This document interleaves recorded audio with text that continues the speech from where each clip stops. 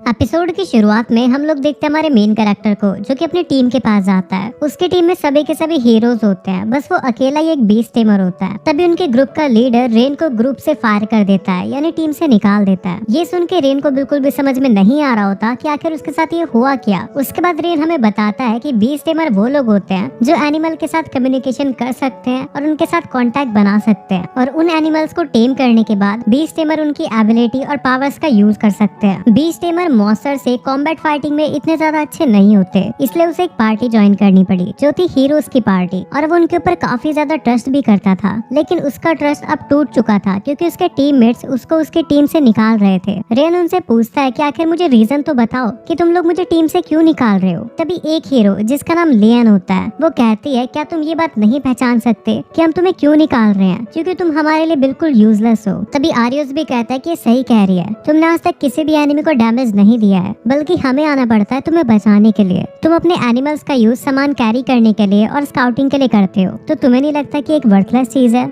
तभी बाकी के टीममेट्स भी इसी बारे में बात करने लगते हैं और कहते हैं कि हमें रेन को शुरुआत से अपनी टीम में नहीं लेना चाहिए था, हमें हमेशा इसको आके बचाना होता है, और इसकी वजह से हम काफी ज्यादा पीछे हो जाते हैं। ये सुन के रेन को काफी ज्यादा बुरा लगता है। उसके बाद उसके टीममेट्स कहते हैं कि और जाने से पहले अपने सारे के सारे इक्विपमेंट्स और गियर यहीं पे छोड़ के जाना, क्योंकि वो सब हमने तुम्हें दिए थे। उसके बाद रेन बिना कुछ कहे अपने सारे गियर उतार के वहाँ से चला जाता है। फिर गियर आराम से टाउन पे एक चेयर के ऊपर बैठा होता है और याद करता है कि मिशंस के टाइम पे उसके सारे टीममेट्स उसकी बेइज्जती किया करते थे और उसे हमेशा कमजोर बुलाया करते थे। इससे रेन को इतना तो पता लग जाता है कि उसके टीममेट्स उसकी स्टार्टिंग से चिंता नहीं करते थे, जिसके बाद वो सोचने लगता है कि इन सब बातों को छोड़ो, अब इम्पोर्टेंट बात ये है कि अब मुझे क्या करना चाहिए, क्योंकि अब मेरे पास कुछ भी नहीं बचा है। रेन इस बारे में सोच रहा होता है, तभी कुछ बच्चे उसके पास आते हैं और उससे पूछते हैं कि क्या आपने अपनी जॉब को पूरा कर लिया है, अगर आपकी जॉब पूरी हो चुकी है तो क्या आप हमें वही करके दिखाएंगे। रेन इन बच्चों को इतना ज्यादा एक्साइटेड देख के काफी ज्यादा खुश हो जाता है। उसके बाद वो खड़ा होता है और आसमान की तरफ एक ईगल को देखता है और अपने हाथ को आगे करके उसे टेम कर लेता है। उसके बाद वो ईगल नीचे आती है और उनको हेलो करती है। ये चीज देख के सारे बच्चे काफी ज्यादा खुश हो जाते हैं। उसके बाद रेन कहता है कि एक टेम्पररी कॉन्ट्रैक्ट था, इसलिए मुझे इसे जाने देना चाहिए। उसके बाद रेन कॉन्ट्रैक्ट को ओवर कर देता है और ईगल को जाने देता है। तभी सारे बच्चे उदास होकर रेन से कहते हैं कि आखिरकार आपने इसे वापस क्यों भेज दिया। उसके बाद रेन कहता है कि मैंने तुमसे पहले ही कहा था कि एक टेम्पररी कॉन्ट्रैक्ट है, इस कॉन्ट्रैक्ट को बनाना काफी ज्यादा इजी है, लेकिन ये ज्यादा समय तक नहीं चलता।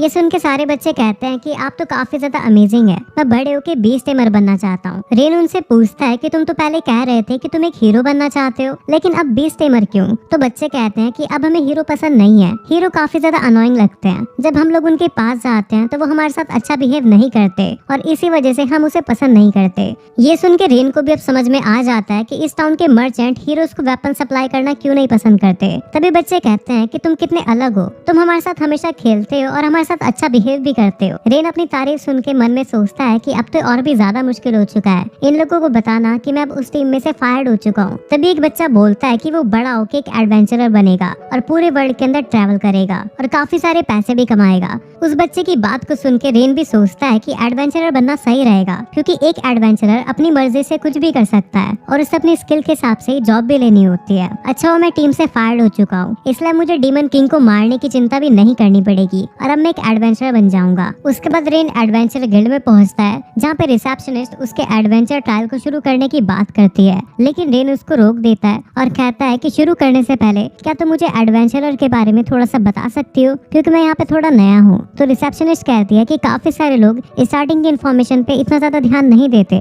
लेकिन अच्छा हुआ तुमने पूछ लिया, इसलिए मैं तुम्हें सबको समझा देती हूँ। उसके बाद वो रेन को सारी इन्फॉर्मेशन बता देती है कि आखिरकार उसे मॉन्स्टर को मारने के बाद उसकी रैंक कैसे बढ़ेगी। सारी इन्फॉर्मेशन सुनने के बाद रेन पूरी तरीके से तैयार हो जाता है। तभी रिसेप्शनिस्ट कहती है चलो अब तुम्हें बताया जाए कि तुम्हें अपने एडवेंचर ट्रायल में क्या करना है। उसके बाद वो रेन से उसकी क्लास पूछती है, तो रेन उससे कहता है कि मैं एक बीस्ट टेमर हूँ, और ये सुनकर रिसेप्शनिस्ट थोड़ा सा घबरा जाती है और रेन से कहती है क्या तुम अकेले ही ठीक रहोगे, क्योंकि एडवेंचरर बनना काफी ज्यादा खतरनाक है। लेकिन रेन ने ठान लिया था कि वो एक एडवेंचरर ही बनेगा और वो रिसेप्शनिस्ट से कहता है कि मैं पूरी तरीके से तैयार हूँ। उसके बाद रेन अपने एडवेंचर ट्रायल में आ जाता है, जहाँ पे उसका मिशन होता है कि उसे 10 गॉब्लिन को मारना है और 20 मेडिसिन हर्ब्स को कलेक्ट करना है। रिसेप्शनिस्ट उसको बताती है कि एडवेंचर ट्रायल इसलिए हो रहा है ताकि देखा जा सके कि वो गिल्ड के लिए काबिल है या नहीं। उसके बाद हमें रेन को दिखाया जाता है जो कि सारे गॉब्लिन्स को मार देता है और उसे हराने के बाद उसे उनके अंदर से काफी सारे क्रिस्टल मिलते हैं जिन्हें वो कलेक्ट कर लेता है और अब उसके पास 10 क्रिस्टल हो चुके थे। उसके बाद हमें दिखाया जाता है कि रेन ने एक स्क्विरल का यूज किया था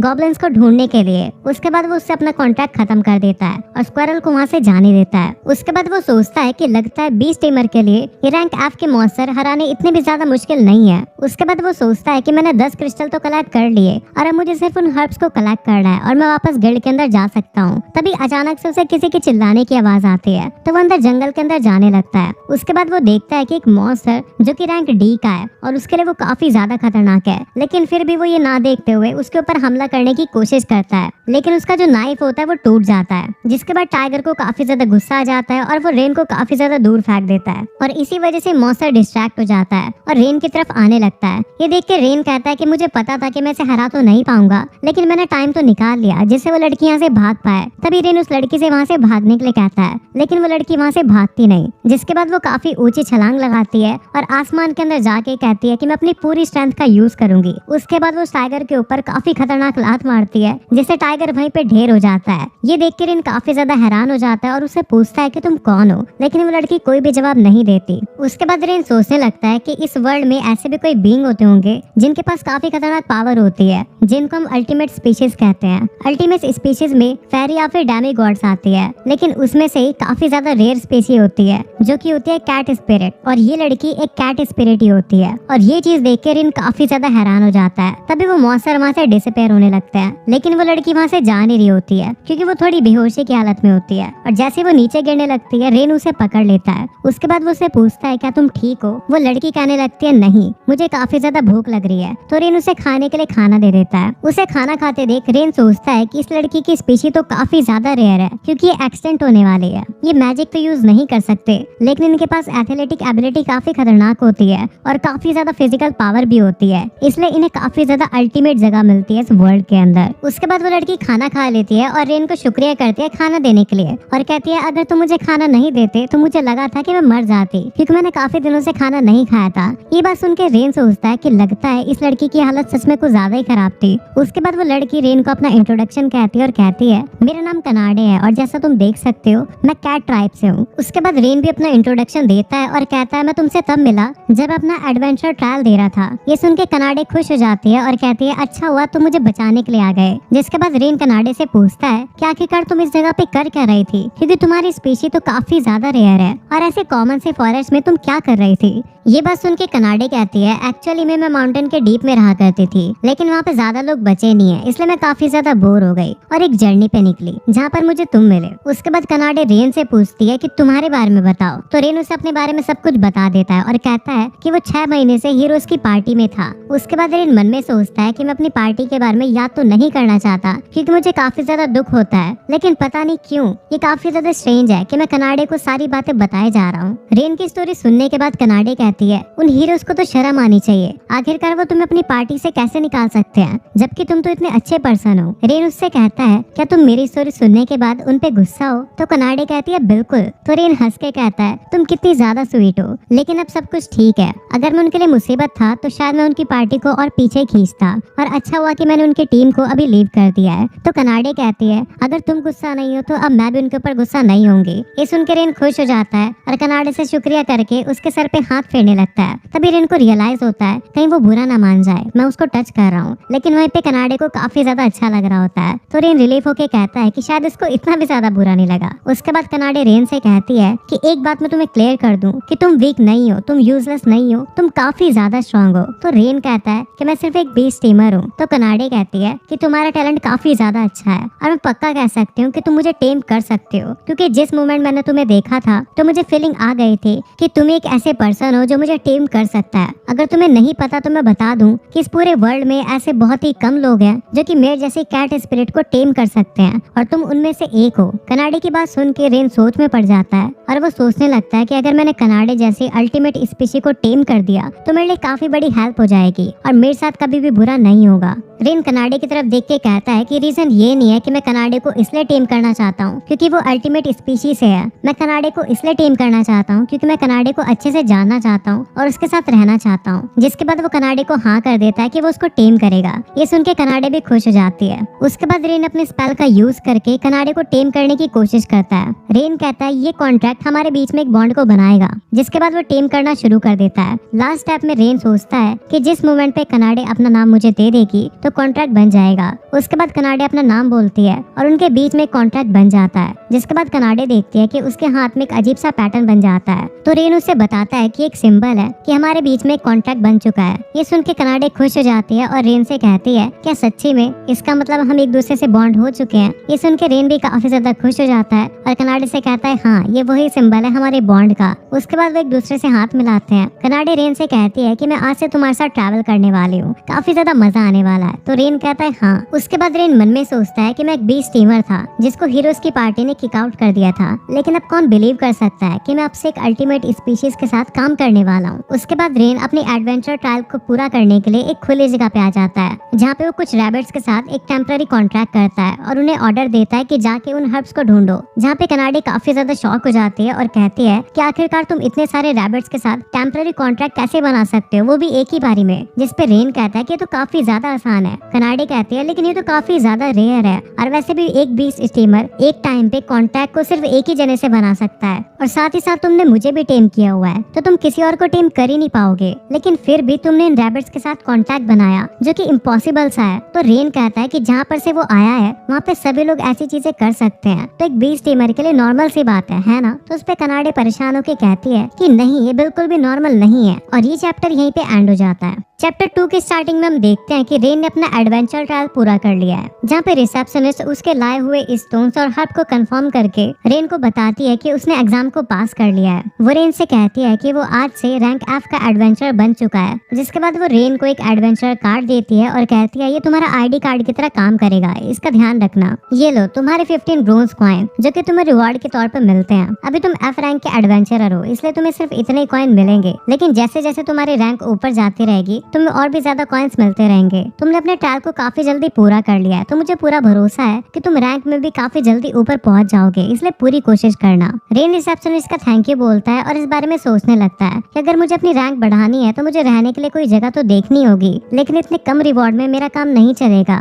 उसके बाद रेन कनाडे के पास जाने लगता है। कनाडे रेन को देख के काफी ज्यादा खुश होती है और उससे पूछती है कि तुम एडवेंचरर बने। तो रेन कहता है हाँ मैं एडवेंचरर बन चुका हूँ। तो कनाडे उसे कांग्रेट्स कहती है। उसके बाद रेन कनाडे से कहता है कि मैं अभी से ही क्वेस्ट पे जाना चाहता हूँ ताकि हम और भी ज्यादा पैसे कमा पाए, तो क्या तुम्हारे लिए सही रहेगा, तुम चल पाओगी? जिसपे कनाडे भी खुश होकर कहती है हाँ मैं चलूंगी। तभी वहाँ पे एक बंदा आता है जो कि कनाडे को देख के कहता है कि लड़की तो काफी ज्यादा रेयर है और वो पहचान जाता है कि कनाडे एक कैट स्पिरिट है। वो कनाडे से कहने लगता है कि पहली बार है कि मैं कैट स्पिरिट को देख रहा हूँ, आखिरकार तुम यहाँ पे क्या कर रही हो? जिसपे कनाडे उसे कहती है कि मैं तुम्हें कुछ भी नहीं बताना चाहती। तभी वो बंदा कहता है कि इतना कोल्ड होने की क्या जरूरत है, क्यों ना हम एक साथ बैठ के ड्रिंक करें, ये इससे तो अच्छा ही होगा कि तुम इस बच्चे के साथ घूमो। ये सुन के कनाडे को गुस्सा आ जाता है और वो उस बंदे से कहती है कि मेरे मास्टर का मजाक मत उड़ाओ, अगर तुम्हें नहीं पता तो ये मेरा टेमर है। तो रेन उसे बताता है कि हाँ मैं एक बीस्ट टेमर हूँ। तभी वो बंदा ये बात सुन के हंसने लगता है और कहता है कि कैट स्पिरिट को अल्टीमेट स्पीशीज माना जाता है, तो ऐसा तो कभी भी नहीं हो सकता कि एक बच्चा तुम जैसी अल्टीमेट स्पीशीज को टेम करे। कनाडे कहती है तुम इसे नहीं देख पा रहे हो क्योंकि तुम अंधे हो।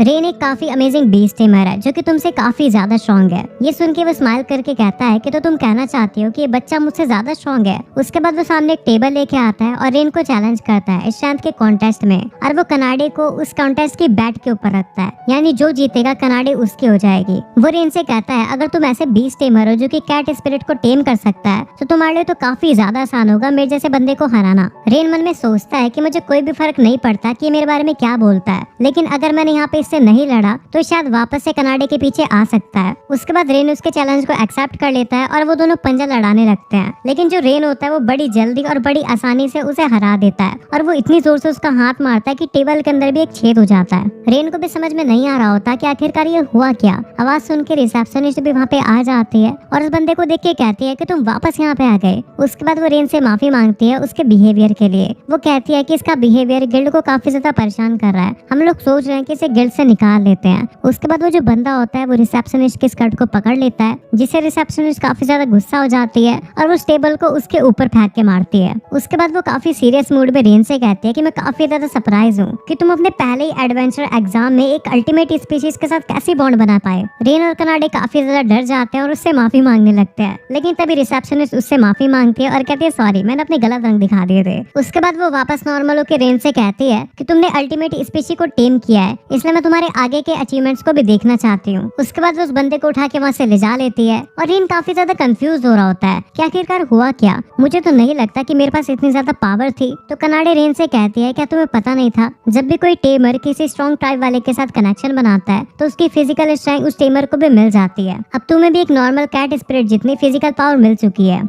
ये बात सुन के रेन काफी ज्यादा कंफ्यूज लग रहा होता है और कहता है ये बात तो मैंने कभी सोची भी नहीं थी। तो कनाडे कहती है क्या तुम्हें इस बारे में नहीं पता था। तो रेन कहता नहीं, मेरे होम टाउन में आज तक किसी ने भी किसी अल्टीमेट स्पीशी के साथ कांटेक्ट नहीं बनाया, इसलिए मुझे इस बारे में नहीं पता। कनाडे कहती है इस बात को छोड़ो, मुझे काफी ज्यादा खुशी हुई कि तुमने मुझे बचाने की कोशिश की। ये बात सुन के रेन भी थोड़ा सा शर्माने लगता है। उसके बाद में कनाडे रेन से कहती है चलो आज हम थोड़े से काम करके आते हैं। नेक्स्ट सीन में हम लोग देखते हैं कि वो लोग हर्ब्स तोड़ रहे होते हैं। कनाडे कहती है कि हम लोग दोबारा से हर्ब्स क्यों तोड़ रहे हैं, हम तो एडवेंचरर बन चुके हैं ना, तो हमें तो किसी मॉन्स्टर को मारना चाहिए। तो रेन उसे कहता है कि अभी हम लोग ऐसा नहीं कर सकते क्योंकि अभी हम लोग काफी लोएस्ट रैंक पे हैं, इसलिए अभी हमें ऐसे सिंपल से क्वेस्ट ही पूरे करने पड़ेंगे। तभी रेन को कुछ रैबिट्स दिखाई देते हैं जिसको देख के वो कहता है कि मैं समझ गया। वहीं हम कनाडे को देखते हैं जो कि सोच रही होती है कि वो काफी मेहनत करेगी और काफी सारी ग्रास को निकाल देगी, लेकिन वो पीछे मुड़ के देखती है कि रेन ने रैबिट्स की मदद से सारे हर्ब्स को कलेक्ट कर लिया और क्वेस्ट पूरा हो चुका है। ये देख के वो परेशान हो जाती है और कहने लगती है कि मैं रेन की फैमिलियर हूँ, बल्कि ये रैबिट्स तो सिर्फ टेम्पररी कॉन्ट्रैक्ट है